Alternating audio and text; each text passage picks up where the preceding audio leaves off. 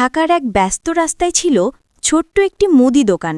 দোকানদার রহমান শান্ত, সৎ এবং পরিশ্রমী মানুষ হিসেবে সবাই তাকে চিনত। প্রতিদিন সকাল সকাল দোকান খোলেন, রাত অবধি কাজ করেন।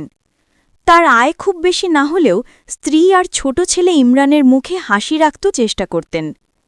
এক দুপুরে প্রচণ্ড গরমে রাস্তায় প্রায় কেউ ছিল না।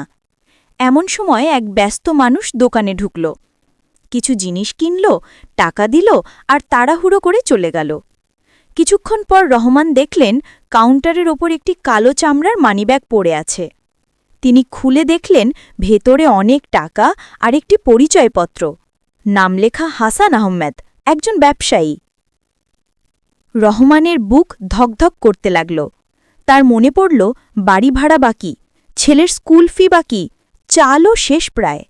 এক মুহূর্তের জন্য ভাবলেন, যদি আমি রাখি, কেউ তো দেখেনি। কিন্তু ভেতর থেকে একটা কণ্ঠ বলল, সততা টাকায় কেনা যায় না। রহমান ঠিক করলেন তিনি সঠিক কাজটাই করবেন। দোকান আগেই বন্ধ করে মানিব্যাগটা নিয়ে ঠিকানায় গেলেন। সেখানে গিয়ে দেখলেন বড় একটা অফিস বিল্ডিং। ভেতরে বসে আছেন সেই হাসান সাহেব, বেশ চিন্তিত মুখে। রহমান মানিব্যাগটা এগিয়ে দিলেন। হাসান সাহেব অবাক হয়ে বললেন, আপনি এটা পেয়েছেন? আমি তো ভেবেছিলাম সব শেষ। রহমান হাসলেন, এটা আপনার জিনিস, আমি শুধু আমার কর্তব্য করেছি। হাসান সাহেব খুবই মুগ্ধ হলেন। তিনি পুরস্কার দিতে চাইলেন, কিন্তু রহমান বিনয়ের সাথে না করলেন।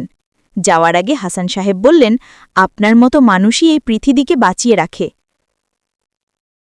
কয়েকদিন পর রহমানের দোকানে আবার হাজির হলেন হাসান সাহেব, হাতে একটি চিঠি। তিনি জানালেন যে তিনি নতুন একটা সুপারমার্কেট খুলছেন, আর সেই দোকানের ম্যানেজার হিসেবে রহমানকেই চান তার সততার জন্য। রহমানের চোখে পানি এসে গেল। যেই সততা একসময় বোঝা মনে হচ্ছিল, সেটাই আজ তার জীবনের আশীর্বাদ হয়ে ফিরল। সেদিন থেকে রহমানের জীবন বদলে গেল, ভাগ্যের কারণে নয়, সততার শক্তির কারণে।